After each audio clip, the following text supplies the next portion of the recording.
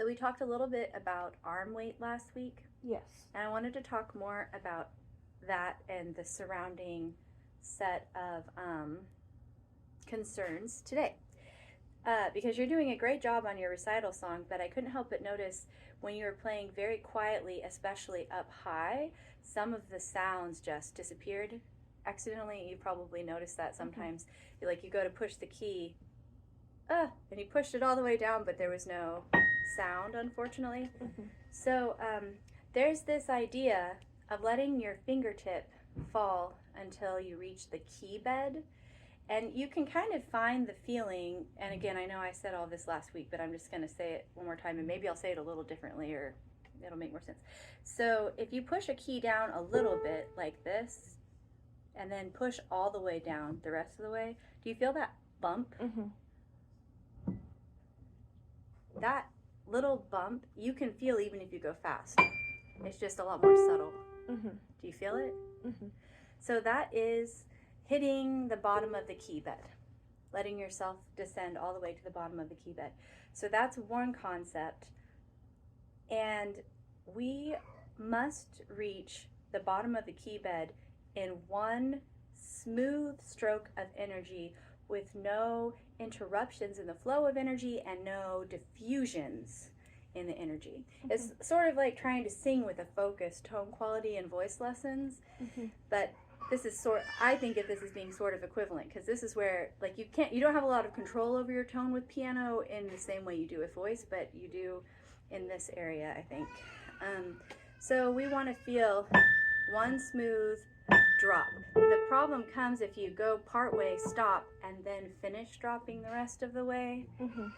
That's not what we want. So we know that we have these two joints here, the distal joint and the proximal joint, and we want both of those joints to be curved while we play piano, and we want the bridge to have like a bubble shape under it, and we want the thumb to be on its side, sort of like making a C shape with your hands. And so keeping these knuckles curved, it's a lot like having a lifted soft palate in voice. It's the same shape. We want to have that same shape and fall all the way down to the bottom of the key bed.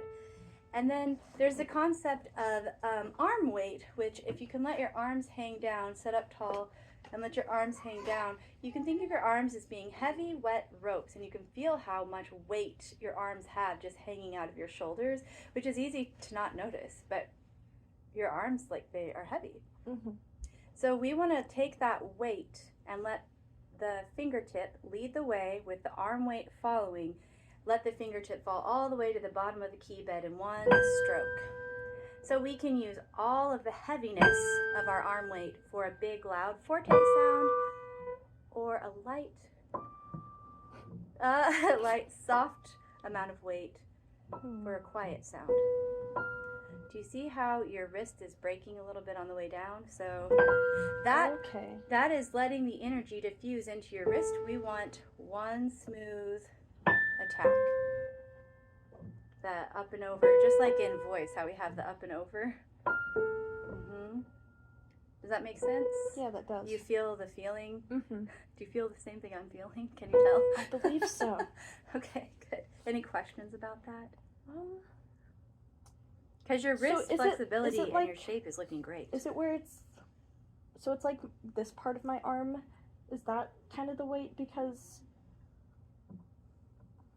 when you're sitting there, you're supposed to have your shoulders drop down. And so am I just using kind of the weight of my forearm? You can think of the whole arm. This is the closest to me that piano gets to voice lessons, because you're just kind of visualizing a thing that in a way isn't real, kind of, because you are just playing with your finger.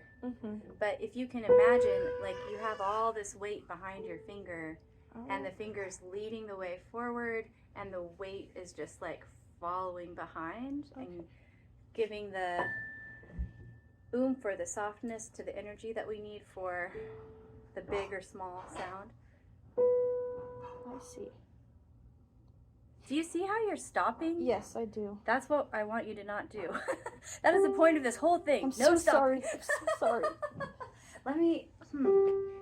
If you think of your hand sort of like, we've talked about in voice lessons about pretending that you have a fishing lure and you're casting the lure out. Have I talked Up and about? over. Yeah, feeling? like you can see that fish lure flying away from you in an arced shape. We could think of that same thing with our hands here. Pretend this is a fishing lure, the tip of your finger, and it's flying